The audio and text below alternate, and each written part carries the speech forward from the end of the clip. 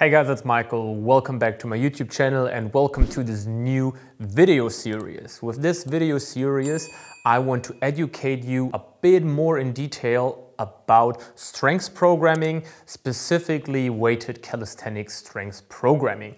And to have a good foundation, in this first episode, we're trying to take a look at the differences between typical bodybuilding style of training, so training for more muscle size, and then also training for 1 rep max strengths, looking at what they have in common and what are maybe common misconceptions about these two. So definitely stay tuned, as this will be the foundation for the upcoming series.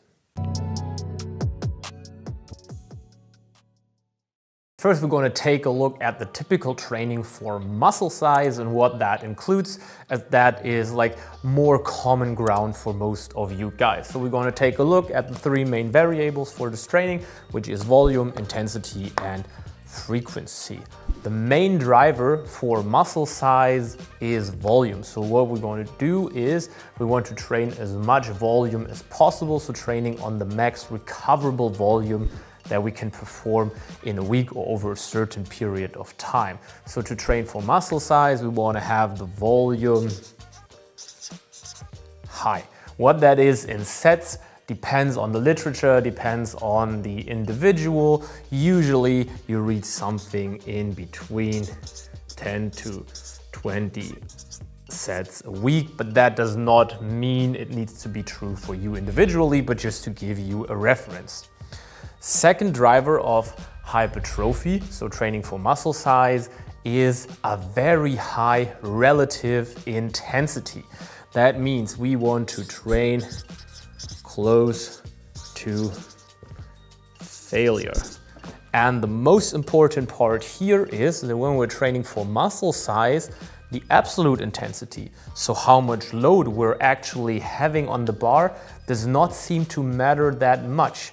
So as long as you're really training close to failure and that you make sure that this is really true for each individual exercise, you can reach very, very big muscle sizes with very, very low objective loads. So very important point, high volume, high relative intensity, and absolute intensity does not really seem to matter that much.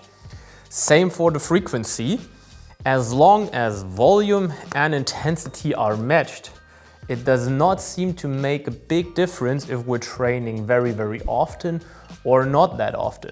So the literature here indicates something in between 1 to 3, whereas more to the lower side, most of the successful bodybuilders actually train, because if you have a very high volume and you're training very, very close to failure, a very low amount of frequency will probably do the same job as if you're training a bit lower volume, a bit further away from failure. Then you need to stick to the upper end here. And so far so good. That's mainly how you train for muscle size, not that complicated. A bit of advertisement here. If you want to learn much more about 1 rep max strength training for weighted calisthenics, so how to really adjust your exercise technique to make sure it's efficient for 1 rep max training. If you want to learn what assistance exercises you need to set in which case and how you can combine that with also skill training, which is also related to your 1 rep max strength, then make sure to check my upcoming book. It's called Understanding Calisthenics. Will be released soon. You find the shop link in the description. It's also linked as a product here. We have a printed version in German and we have an ebook version in English. So yeah, check it out. You will definitely learn a lot about calisthenics, and as the title says, you will understand calisthenics much better. So definitely check it out. Let's now find the transition from training for muscle size to training for 1 rep max strength. And the most important thing that I want to really clarify directly at the beginning is that 1 rep max strength is always task specific. So whereas you can achieve muscle size with a lot of exercise variation, and the type of resistance training that you're doing does not matter here, as long as those are true. You can build a chest with a push-up, you can build it with a bench press, you can build it on the cables, you can build it on the machine. 1 rep max strength training is always highly task specific. That means to get stronger in your 1 rep max for certain exercise, you need to be highly skilled with that specific exercise on that specific equipment. So one of the main factors for 1 rep max strength is motor skill. What does motor skill include? There are several things that motor skill include, and the most common is let me see if I can write that correctly, neuromuscular coordination. So what does that actually mean? Neuromuscular coordination. That means basically that by repetitive training with a certain skill, you teach your neuromuscular system to use as much muscle fibers as possible to really increase your force output. And you don't only teach them to use them simultaneously, but also in the right order to make sure that the exercise is really happening. So basically, you teach your neuromuscular system to use as much muscles as possible at the right point in time to achieve the highest force output as possible. Second thing with the motor skill is, of course, your exercise technique. The better your technique is, the better you become at that skill, the higher will your force output be, and so the higher your 1 rep max strength can become. Of course, also muscle size contributes highly to your 1 rep max strength, meaning that 1 rep max strength will always include a big part of this, as a bigger muscle is a stronger muscle. So far, we now know that to get better with 1 rep max strength, we need big muscles, we need to be very, very good at the task we're trying to execute. So we need to have a high motor skill for that specific task. And now the last part that we want to cover are the psychological factors.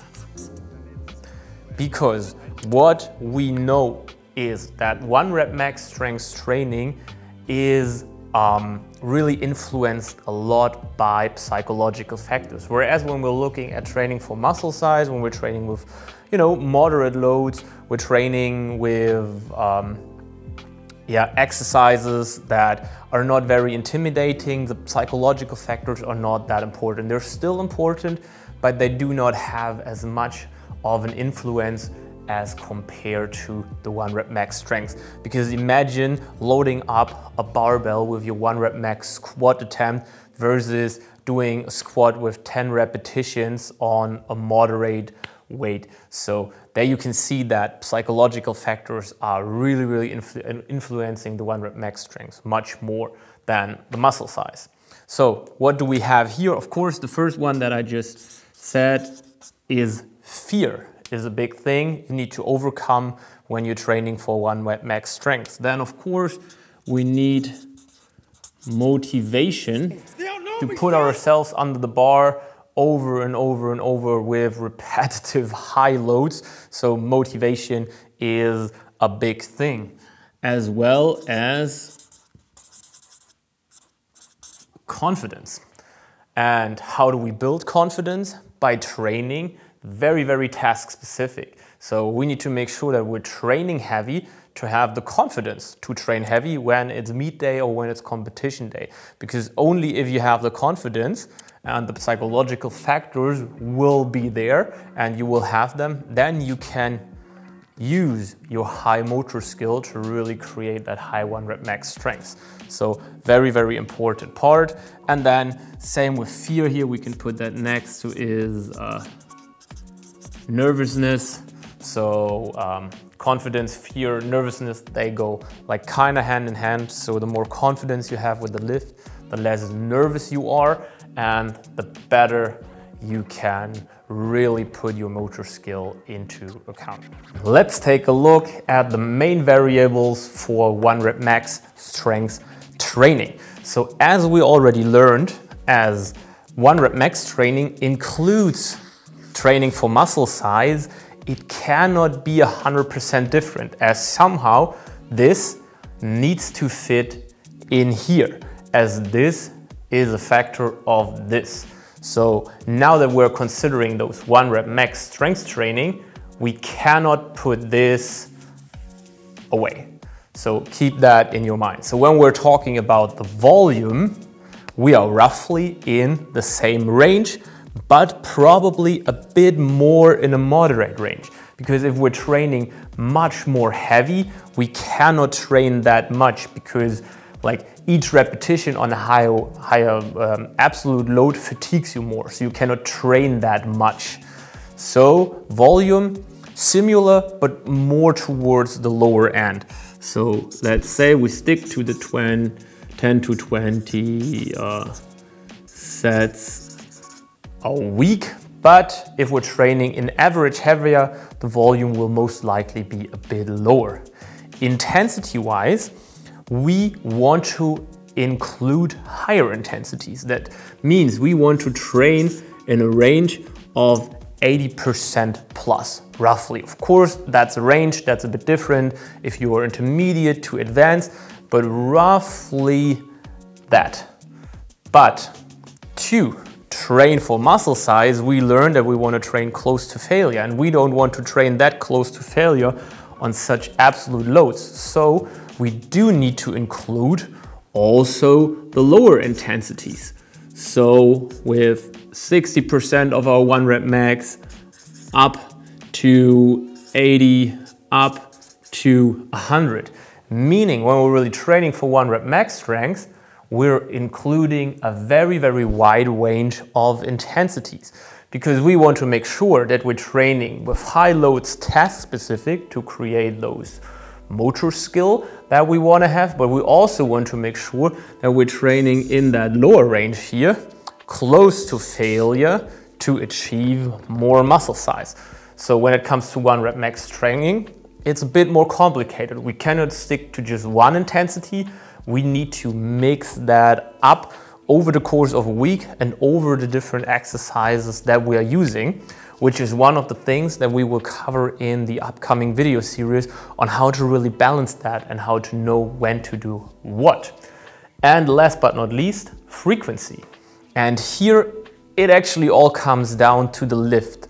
But what you can say in general is that the more often you do something, the more practice you accumulate with something, the better you get at that certain task. So compared to training for muscle size, we want to put in a higher frequency. So if you want to get better in a dip and you're just training a dip once a week, you don't really collect a lot of practice with it. That means you probably won't get that much better. So when we're looking at 1 rep max strength training, we want to go with higher frequencies, somewhere in between 2 to 4. Again, that depends on the overlaps in the program, on your experience, on the absolute loads that you are using. But compared to this, we want to train exercise more often here. And yeah, I hope that now makes a bit clear why training for muscle size is much easier to plan and program than training for 1 rep max strength, and what the major differences are. As here, we are not training task specific. You can do whatever you want in regards to exercises, as long as this is true. Your muscles will grow, putting in maybe a caloric surplus here, but training wise, as long as this is true, independent of the exercise you're using, you probably get a good hypertrophy stimulus.